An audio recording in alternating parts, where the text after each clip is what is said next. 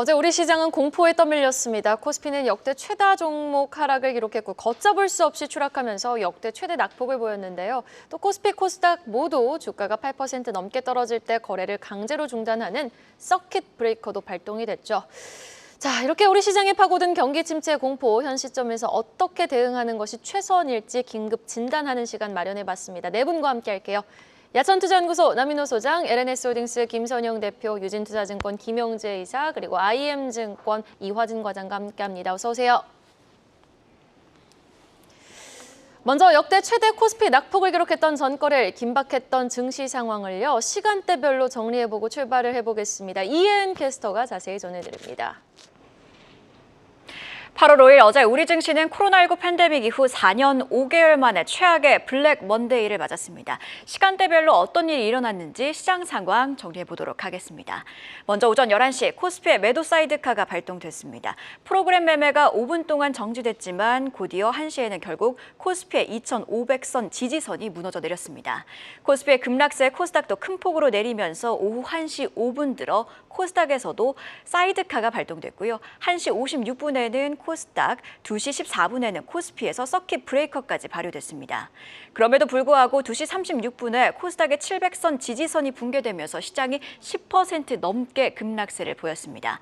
곧바로 코스피도 10% 넘게 하락폭을 강화하면서 2,400선까지 내어졌는데요. 마감은 코스피가 8.7% 하락한 2,441선으로 코스닥은 11.3% 내린 691포인트로 마감을 했습니다. 이렇게 어제 시간대별 증시 속보들 확인해 봤습니다. IMF도 있었고 리먼 금융위기도 있었고요. 코로나발 급락도 있었지만 사실 어제 같은 사상 초유의 사태는 정말 처음 있는 일이었습니다. 우리가 좀 무방비 상태에서 이렇게 탁 타격을 받은 것 같아요. 삼성전자의 10% 급락, 뭐 전쟁이 난 것도 아니고 이건 진짜 정상은 아니었다 싶었는데 이렇게 뺄 일인가도 싶었어요. 그래도 좀 오랜 시간 우리 시장을 좀 지켜와 보신 남인호 소장님이 보시기에는 어제장, 전날장 어땠는지 궁금합니다. 네, 아마 어제는 정말 우리 머니플러스 시청자분들이 굉장히 힘드셨던 그런 하루가 되지 않을까 싶습니다. 저도 증권회사에 오래 있었기 때문에 여러 경우를 봤습니다. 가장 저한테 기억나는 것이 9.11 테러, 그 다음 시장이었는데 오히려 어제 같은 경우 그날 가졌던 공포감보다도 더 큰 그런 충격을 받았던 것 같습니다. 자, 여러분, 그런데 우리가 자주 쓰는 말 중에 이런 말이 있죠. 위기는 기회다. 저는 종합주가지수 2,500포인트의 의미를 이렇게 둡니다. 2,500포인트 아래로 가면은 우리 한국의 주식시장이 상승으로 가기 매우 힘들어진다. 근데 어제 어떻게 됐습니까? 장중에는 2,400포인트 밑으로까지 갔습니다. 저는 그래서 속으로 시장이 끝나고 좀 더 냉정한 마음으로 분석한 결과 어쩌면 이번 3분기에 저점이 나올 수도 있었겠다라는 생각 같습니다. 제가 우리 시청자분들께 아침부터 희망을 가지십시오. 이제 좋아질 겁니다. 이 말씀 드리는 게 아닙니다. 냉정하게 어제 주가의 하락은 미국이나 일본이나 다른 선진 경제국가의 하락과는 질이 좀 다르다. 그들 나라 많이 올랐습니다. 근데 우리 한국이 그렇게 올랐습니까? 불과 연초 대비 6%밖에 못 오른 가운데 어제 8%가 하락했어요. 그것은 매우 어떤 패닉에 빠진, 다시 말해서 논리라든가 경제 이론보다 밸류에이션보다는 더 크게 충격을 받았다. 저는 그래서 오늘 결론을 이렇게 짓겠습니다. 이제 저가 매수에 나설 때가 됐다. 다만 이 말씀을 잘 들으셔야 됩니다. 어제 2,300포인트까지 간 것이 이제 오늘부터 앞으로 연말까지 올라갑니다. 이 말이랑 전혀 상관이 없습니다. 그 얘기는 무슨 얘기냐? 저점은 나왔지만 본격적인 상승은 아마도 4분기, 즉 9월 이후로나 나올 것이기 때문에 이제 8월하고 9월 달은 우리가 저점에서 힘을 비축하는 그런 구간으로 저는 판단하겠습니다. 네, 알겠습니다. 4분기부터는 본격적인 좀 상승장을 기대해 봄직하다. 이제 저점은 좀 확인을 했다라는 말씀으로 좀 정리를 해볼 수 있을 것 같고요. 자, 김영재 이사님은 어제 우리 시장 좀 어떻게 보셨어요? 네, 사실 일선에서 지수 하락을 지켜봤던 제 입장에서는 상당히 좀 역대급 충격이 좀 나타나지 않았나라고 볼 수 있습니다. 특히 국내 증시가 더 이렇게 급락하게 된 거는 시간대별로 추가적인 하락이 지속되면서 반대매매 회피성 물량이 정말 지속적으로 나왔기 때문이다라고 보고 있는데, 보통 증권사보다 다르긴 하지만 반대매매를 나가는 기준 담보 비율은 140% 또는 150%입니다.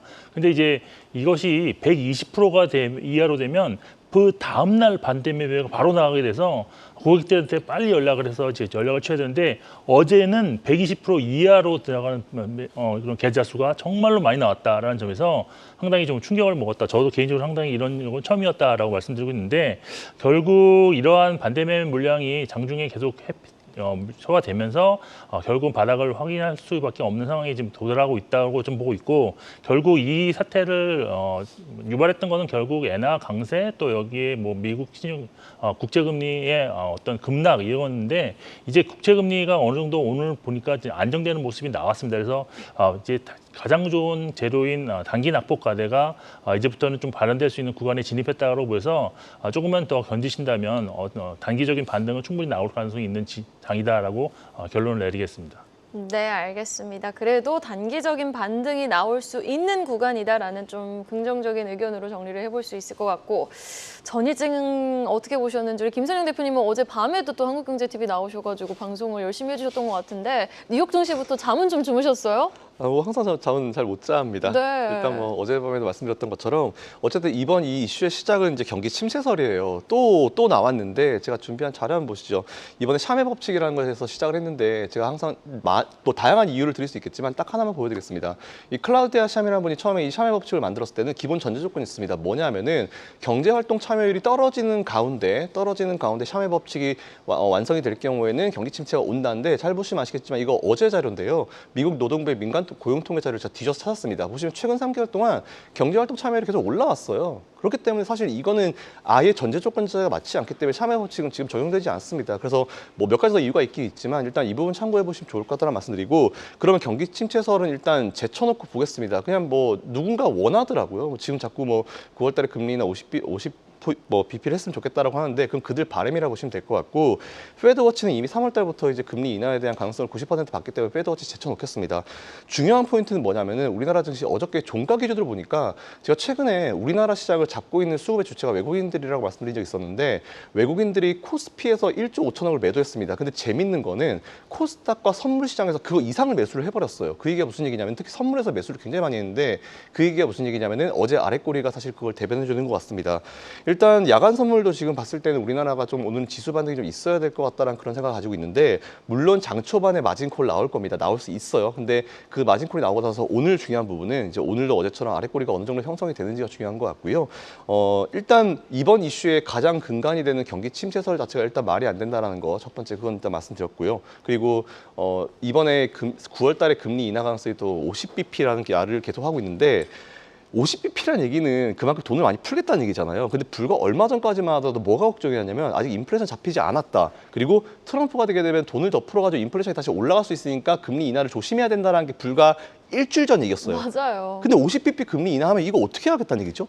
인플레이션 잡혔다는 얘기인가요? 제가 봤을 때 인플레이션 안 잡혔거든요. 그렇기 때문에 50bp 금리 인하는 그냥 그들의 생각이기 때문에 일단 그거 놔두시고요. 오히려 저는 9월달 금리 인하 그 전에 나오는 경제 지표 중에 하나라도 잘못되면은 오히려 9월 달에도 금리 인하 못할 수도 있다는 생각을 가지고 있습니다. 현재 좀 시간이 남아 있기 때문에 그 사이에 바뀔 수 있는데 어쨌든 바뀌는 거는 우리 이 시간 통해서 쭉 설명드릴 테니까 일단 오늘은 좀 반등을 좀 지켜보시는 게 좋을 것 같다. 반등 가능성이 있는 하루가 될 것 같다는 말씀 먼저 드리겠습니다. 네, 알겠습니다. 세 분 모두 지금까지 저점은 어느 정도 확인한 수준이다. 반등을 좀 기대해 봄직한 구간에 들어온 것은 사실이다라는 말로 좀 정리를 해볼 수 있을 것 같은데 이화진 과장님도 동의를 하시는지 전날 시장 좀 어떻게 보셨고 오늘장 흐름 좀 어떻게 예상하세요? 네, 뭐 결국엔 처음 시작된 게 ISM 제조업 지수였는데 실질적으로 미국 경제에서 제조업 지수가 차지하는 것은 10%밖에 되지는 않습니다. 그러면서 어제 서비스업 지수가 52포인트까지 나오게 되면서 좀 시장에 대한 경기 침체 우려들은 조금 사그라들었고 오늘 새벽에도 나왔던 데일리 연은 총재도 물론 그분이 예전부터 계속 경기 침체에 대한 우려를 계속 표시를 해왔지만은 오늘 같은 연설에서는 기존에 조금 과도한 측면이 좀 없지 않아 있었다고 좀 생각을 하고 있기 때문에 아마 오늘 우리 시장에서는 아마 초반에는 조금 아까 얘기했던 마진콜에 대한 흐름도 나올 겁니다. 사실 어제 김용재 이사님도 말씀하셨지만은 어제 저도 수많은 전화를 많이 받았고 특히나 고액자 상가들의 삼성전자에 대한 담보 부족 이슈들이 생각보다 많이 나왔습니다. 그렇기 때문에 아마 오늘 장 초반에서는 이 반대 매매에 대한 이게 대응을 어떻게 하냐에 따라서 조금 변동성이 좀 커질 것으로 좀 보이고 있기 때문에 특히나 우리가 뭐 2차 전지도 얘기를 해왔지만은 아마 전자 공시를 보시게 되면은 최대 주주들이 한 몇백억씩 대출을 받은 흔적들이 굉장히 많을 겁니다. 그렇다는 것은 그런 분들도 지금 담보 부조에 대한 부분들이 어느 정도 충분히 지금 가능성이 좀 있다라고 생각을 하고 있기 때문에 그런 변동성은 충분히 좀 대응을 하고 시장을 좀 대응하는 게 낫지 않을까 생각을 하고 있습니다. 그래도 어느 정도의 변동성은 좀 염두에 두는 것이 좋겠다라는 말로 또 이화진 과장님의 의견을 정리를 해볼 수 있겠네요. 이어서 이렇게 블랙 먼데이 패닉에 각 증권사가 답을 내놨다고 하는데 어떤 코멘트가 하나씩 나왔는지 살펴보도록 하겠습니다. 이번엔 박정훈 캐스터가 준비했네요. 불러보겠습니다. 이번에는 경기 침체 공포에 대한 증권사들의 증시 전망 확인해 보겠습니다. 패닉3 글로벌 증시의 자금 이탈로 번지는 가운데 증권가에서는 이를 심리적 위축으로 인한 낙폭 과대 현상이라고 진단하고 진정세를 지켜본 뒤에 비중 확대의 기회로 삼아야 한다고 조언을 했습니다. 자세히 살펴보시면 먼저 박희찬 미래에셋증권 리서치센터장은 이날 코스피 지수의 하락폭과 외국인 투자자들의 매도 규모는 최근에 경제 지표를 반영하더라도 과도한 수준이라면서 최근 서울 외환시장에서도 드라마틱한 변화가 없었던 만큼 투매로밖에 해석이 안 된다고 설명했습니다. 또 실적 좋은 반도체 종목을 중심으로 대응하거나 금리 인하기에 수혜를 입을 수 있는 헬스케어 또 제약바이오에 집중하자는 의견 나왔고요. 다음으로 유종우 한국투자증권센터장은 이날 코스피 하락은 미국 내 경기 침체 우려가 불거진 점이 가장 큰 영향을 준 것으로 보이지만 최근 엔화 가치가 오르면서 이 엔캐리 트레이드 청산이 본격화된 영향도 있는 것으로 보인다며 급한 대응을 경계했습니다. 한편 황식택 하나증권센터장도 리세션 우려와 엔캐리 트레이드 청산이 겹친 패닉셀이 이 급락장의 원인이라면서 다만 리세션 우려의 경우 지난 주말에 발표된 고용 지표가 쇼크를 촉발했지만 지표를 악화시켰을 뿐 하락의 원인을 설명하기에는 충분하지 않다고 언급했습니다. 또 시장 관망이 필요하고 혹시 손절매에 나서더라도 기술적 반등이 나온 후에 나서야 한다고 조언했습니다. 이승우 유진투자증권센터장은 지난주 경제지표 발표 이후 제조업 위축에 실업률까지 상승하면서 이 경기 침체가 오는 것 아니냐는 우려에 시장이 과도하게 나왔다면서 그동안 미국과 일본 증시가 너무 좋았던 것까지 반영하면서 시장이 더 크게 하락하고 있는 것으로 보인다고 진단을 했습니다. 또 소비재나 헬스케어 등 금리 인하 수혜주를 중심으로 대응한 것을 권한 점도 투자에 참고해 보시고요. 이어서 노근창 현대차증권센터장은 미 경기 침체 우려는 외형에 불과하고 엔비디아를 비롯해서 AI 관련주에 대한 거품론이 이번 폭락 장세의 본질에 가깝다면서 그동안 엔비디아 주가가 글로벌 매크로 지표를 다 무시하고 올랐던 것처럼 현재 나오는 지표들을 다 무시하고 떨어지는 거라고 분석했습니다. 마지막으로 박소연 신영증권 이사는 이 정도의 하락은 펀더멘털 측면에서는 지정학적 리스크나 부동산의 위기가 아니면 나타나기 힘든 수준이라고 진단을 했고요. 특히 엔달러 환율은 162엔을 고점으로 장중 142엔까지 하락하면서 약 13%에 가까운 조정이 발생을 했는데 공교롭게도 이는 코스피의 이틀간의 낙폭과 정확하게 일치한다. 또 단기적으로는 이 엔달러 환율 저점이 주식시장의 1차 바닥을 결정하는 변곡점이 될 수 있어서 FX 마켓을 면밀하게 관찰할 필요가 있다고 분석했습니다. 이렇게 경기 침체 공포에 대한 증권사들의 증시 전망까지 확인해봤습니다. 어제 하루 역대 가장 큰 액수의 시가총액이 증발을 했습니다. 코스피 192조 원, 코스닥은 43조 원이 지금 증시에서 사라졌고요. 투심을 좀 불안하게 하는, 불안의 심리를 가늠하게 하는 변동성 지수는 주식시장 개장 이래 두 번째로 큰 폭으로 치솟았는데 그만큼 종목들의 낙폭도 정말 어마어마했습니다. 각 섹터별로 낙폭 과대 상황이 어느 정도인지 짚어보고 지금의 낙폭 과대 상황을 또 박앤세일 전략으로 이용해 갈 수 있을지 하나씩 짚어볼 텐데 반도체부터 한번 확인을 하겠습니다. 먼저 김선영 대표님, 팔란티어 지금 호실적 발표했고 시간의 거래에서 엔비디아 상승 전환했어요. 그리고 시간의 단일가에서 삼성전자, SK하이닉스 올랐거든요. 네. 어떻게 보세요?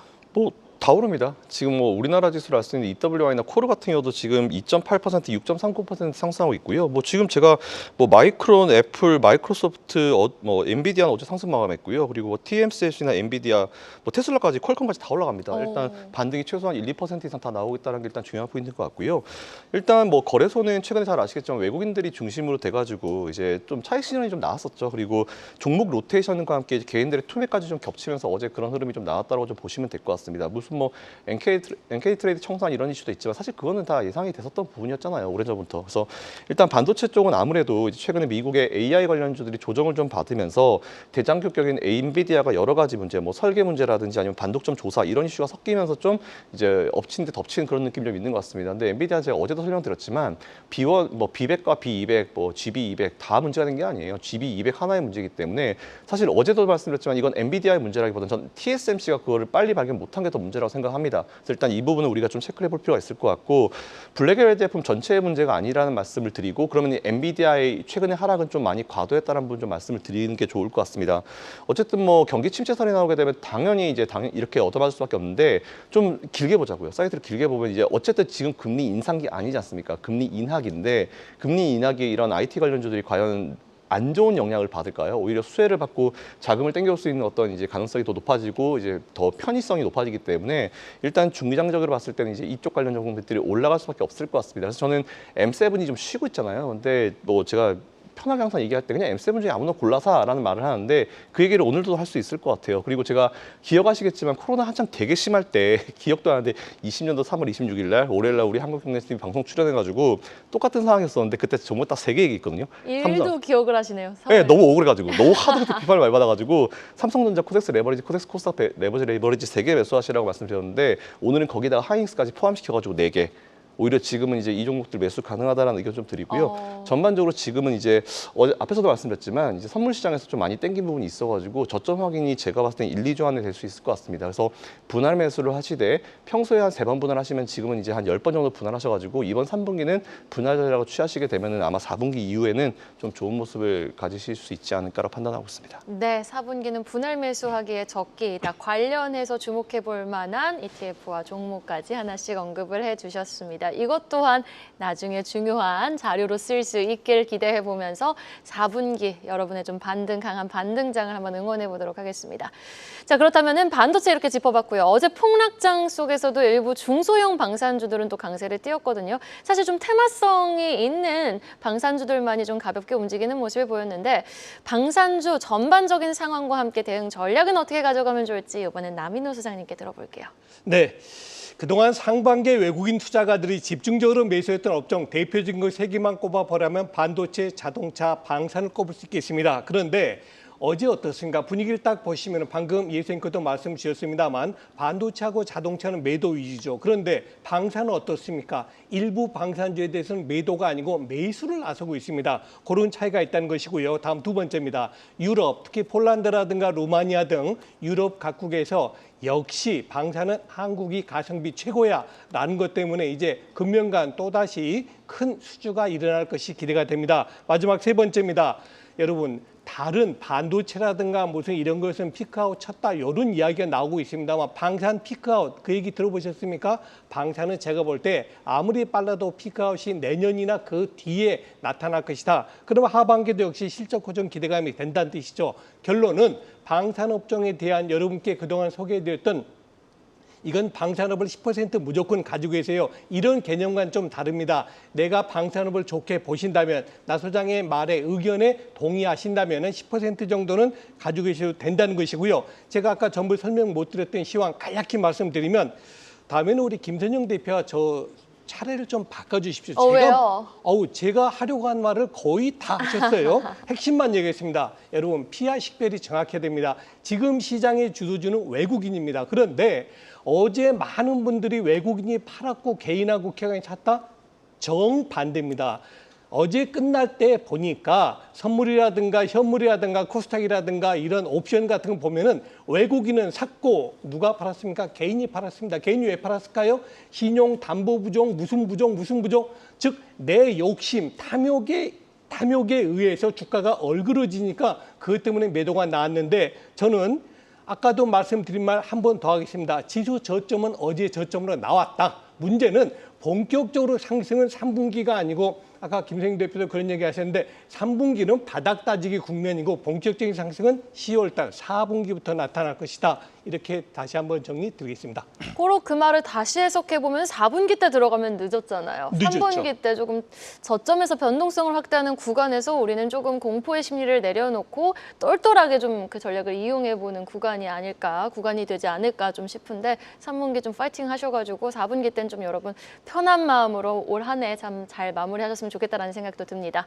다음은 업종별 주가 하락폭이 가장 컸던 조선주에 대해 알아볼 텐데 사실 업종별 낙폭은 컸지만 외국인들의 매수가 멈추지 않았던 섹터가 또 조선 섹터였거든요. 어떻게 보셨어요, 김영재 이사님? 네, 어제 조선업 대표 5개 종목의 평균 하락률이 13% 하락을 했는데 지수 대비로도 더 하락했는데 사실 업황을 고려했을 때 좀 지수 대비 하락은 좀 과하지 않았나라고 보고 있는데 결국 이번 하락을 매수의 기회로 활용할 수 있는 업종 중에 하나다라고 보고 있습니다. 앞서 말씀하신 아미노 소장님의 방산처럼 조선업도 사실 지금 피크아웃도 아니고 수급도 나쁜 것도 아니고 그리고 여기에서 주가가 밸류에이션이 높은 것도 아닙니다. 그래서 아직은 좀 더 상승할 가능성이 있는데 조선업의 주가 방향성을 결정하는 많은 요인들이 있습니다. 근데 그게 중에서도 선가라든지 신규 수주, 그다음에 기존 수주 잔고, 또 수급 상황 운임 지수 보는데 이런 모든 것들이 향후 실적에 영향을 주기 때문입니다. 근데 하나하나 좀 살펴보면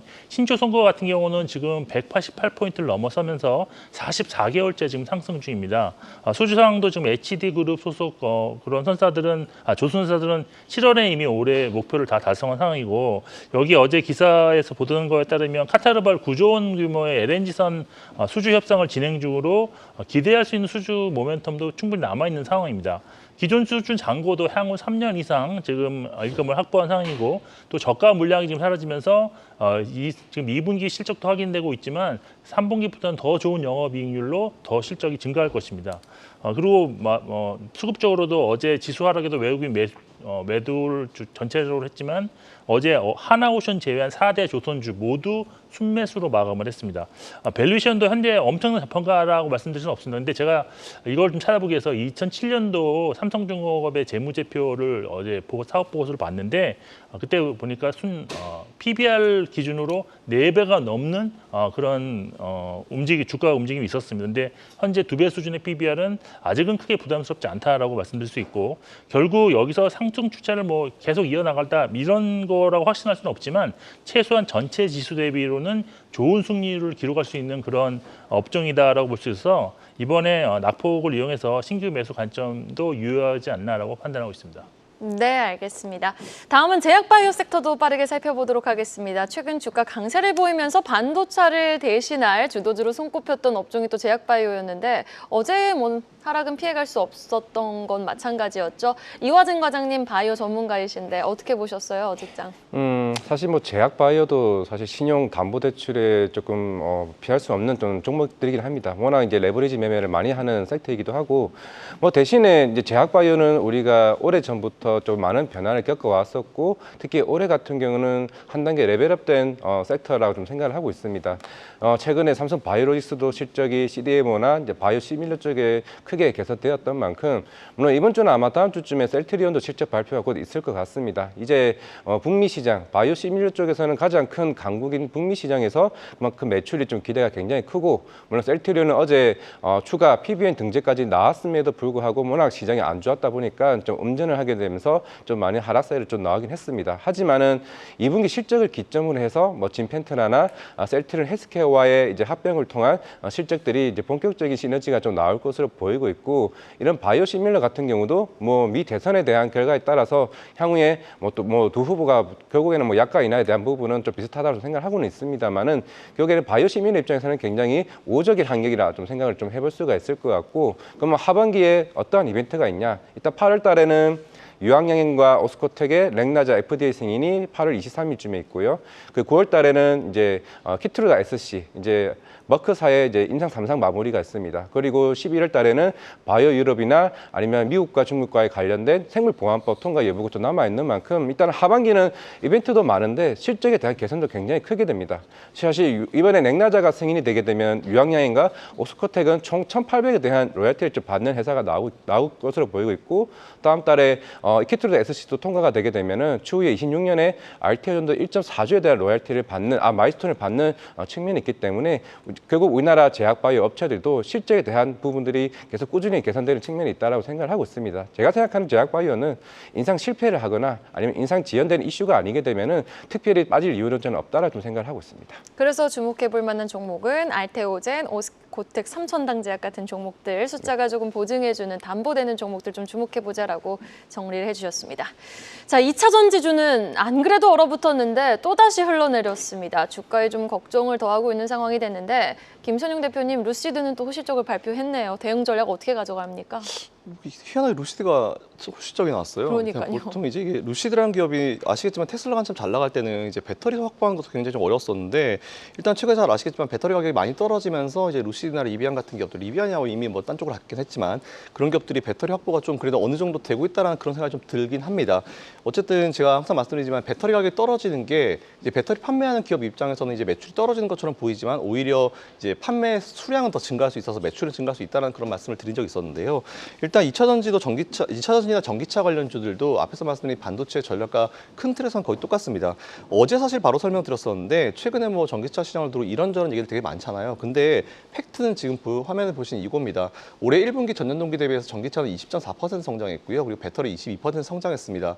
물론 이제 2017년도 이후에 연평균 성장률을 45%, 51% 했기 때문에 그거에 반밖에 안 되라고 할 수 있지만 사실은 이제 원래 정상적으로 돌아와가지고 연평균 20%씩 성장한다는 것 자체가 굉장한 거거든요. 그래서 저는 오히려 이게 예전보다는 밀리긴 했지만 그렇다 하더라도 지금 떨어진 성장률 자체도 굉장히 높다라는 말씀드리고 어제도 설명드린 대로 최근에 AI 되게 잘 나가지 않습니까? 근데 AI 성장률도 20%대입니다. 그래서 전기차 성장률이 떨어졌다라고 얘기하는 누군가의 얘기는 그냥 네 그렇게 생각하십시오라고 넘어가면 될 것 같고요. 어쨌든 금리 인상기가 아닌 금리 인하기라는 것도 분명히 도움이 될 겁니다. 뭐 미대선 결과 걱정하시는 분이 있는데 만약 예를 들어서 해리슨이 이기게 되면 뭐 기존에 그대로 기대감 가져가는 거고요. 그리고 다시 한번 말씀드리지만 트럼프가 단 한 번도 난 전기차 시장을 박살낼 거라고 얘기한 적 없습니다.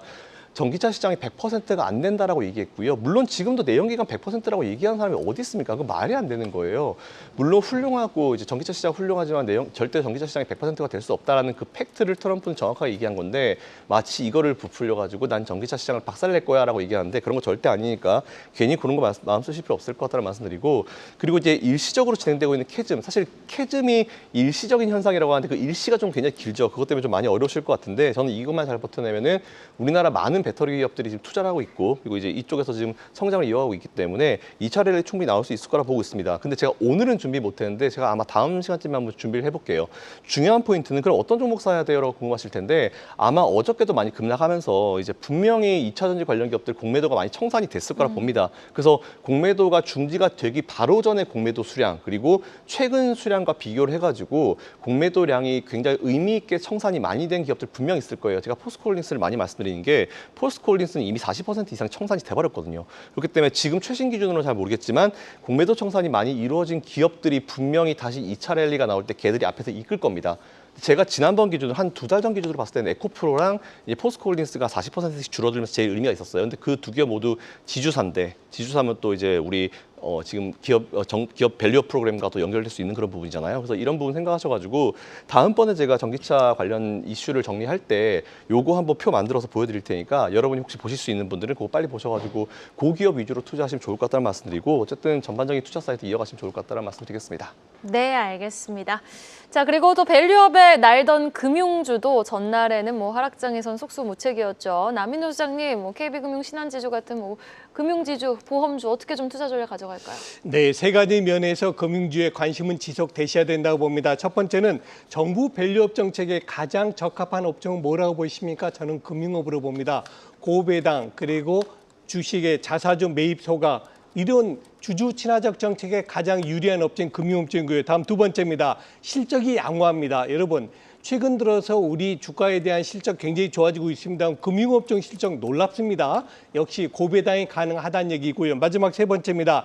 주가는 올랐습니다. 사실 저점 대비해서 KB금융도 그렇고 신한지도 그렇고 대부분 다 많이 올랐죠. 그러나 실적이 좋아지다 보니까 밸류에이션에 그렇게 크게 부담스럽지 않다는 점이 금융업종에 관심을 계속 가지셔야 된다는 요인입니다. 결론은 보유를 계속 10% 이거는 제 의견에 동의하신다면 10% 사실한 뜻이지 전체적으로 무조건 10% 사라 이 뜻은 아닙니다. 자, 제가 왜 금융업종을 빨리 끝냈느냐 요 얘기 드리려고 합니다. 그동안에 우리 머니플러스 시청자분에게 66번 말씀드렸고 오늘 말씀드리면 67번째, 67번째 말씀드린 겁니다. 여러분의 포트폴리오는 저는 이렇게 권장드립니다. 1번 현금 30%를 가지고 계셔야 된다. 2번 삼성전자 20%를 가지고 계셔야 된다. 3번 하이닉스 10%, 4번 현대차 10%, 5번 기아 10%. 합치면 얼마입니까? 제가 머리가 나빠서 적어왔습니다. 80%입니다. 결론은 뭐냐? 앞으로 우리 주가 지수가 조금 더 힘들고 약세가 지속된다고 해도 이 80%만 유지하시면 절대 여러분들 계좌 큰 손실을 피할 수 있다. 손실이 전혀 안 날 수는 없습니다. 왜? 새 둥지가 무너졌는데 그 안에 새알이 어떻게 멀쩡하겠습니까? 그러나 다시 말씀드린 대로 현금 30%와 삼성전자, 하이닉스, 현대차, 기아 요 비중으로 80% 가지고 계시면 여러분들 반드시 금년 하반기 성공하신다라고 다시 말씀드리겠습니다. 네, 이렇게 67번째 강조해 주셨습니다.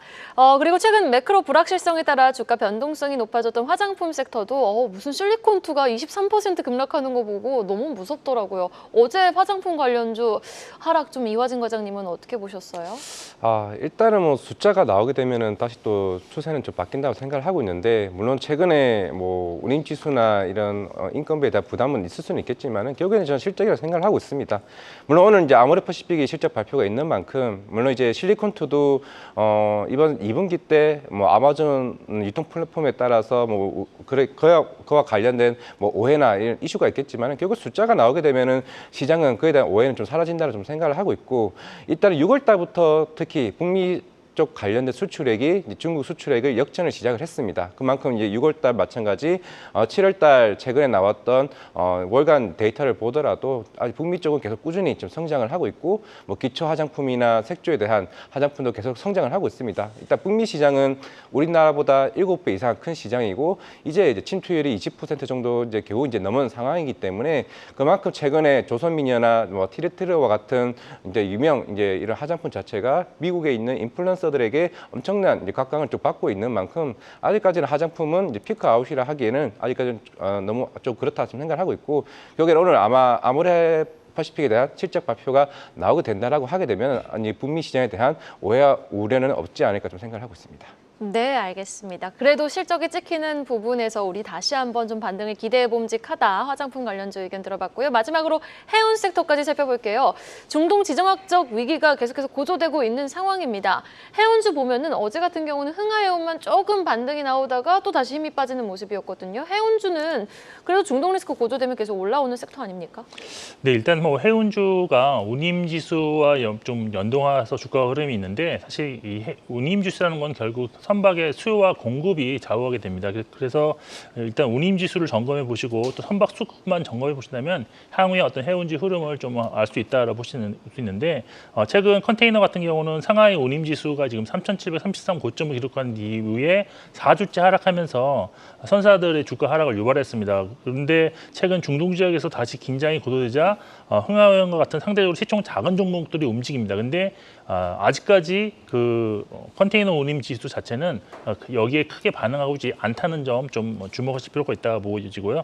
그리고 이제 건화물 지수 BDI 같은 경우가 1,600포인트 중반대에 형성돼 있는데 작년 같은 경우 이제 중국 경기 회복 기대감에 이것이 3,000선까지 갔다가 다시 이제 절반 정도 수준으로 반토막이 난 수준입니다. 그래서 향후 이제 BDI는 중국의 경기 회복에 따라서 연동을 될 가능성이 있다라고 볼 수 있는데 투자 전략은 일단 컨테이너 선사 같은 경우에는 단기적으로 이란과 이스라엘 긴장 고조가 주가에 긍정적일 수 있다라고 말씀드릴 수 있는데 그런데 이것이 근본적인 업황의 개선이 된 것이 아니라 현재의 어떤 단기적인 이슈로 좀 보셔야 될 것 같고요.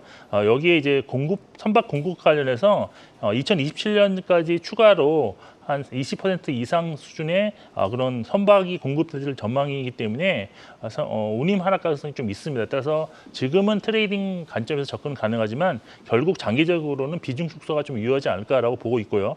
건화물 같은 경우는 지금 중국이 최근에 그 고품질 철강석과 석탄 수입을 늘리고 있고 환경 규제에 따라서 어떤 선박의 공급이 줄어들 가능성이 있습니다. 그래서 컨테이너보다는 성장 전망이 좀 밝기 때문에 추가 하락 시 비중 확대가 좀 가능한 그런 업종이다라고 말씀드리겠습니다. 네, 알겠습니다. 해운주에 대한 긍정적인 전망까지 들어봤습니다. 지금 나스닥 선물지수 1.2% 상승하고 있는데요. 체크포인트 이화진 과장님께 들어볼게요. 네, 일단은 뭐 오늘 일단 실적 발표 아까 얘기했던 것처럼 아모레퍼시픽 이제 화장품에서도 이제 대형 화장품이 먼저 실적 발표를 합니다. 그리고 어제 NC스포츠가 이제 실적 발표를 했는데 오늘 이메이드랑 데브시스터즈 실적 발표가 남아 있고요. SK텔레콤도 어떻게 보면은 최근에 주가가 올라왔던 만큼 좀 기대를 해볼 수 있다라고 생각을 하고 있고요. 두 번째는 이제 미국 무역 수지 발표가 있습니다. 물론 최근에 여러 매크로 지표가 조금 민감하게 굉장히 좀 반응을 하는 만큼 오늘 또 무역 수지 발표도 좀 시장에서 좀 관심을 좀 가질 필요가 있지 않을까 좀 생각을 하고 있습니다.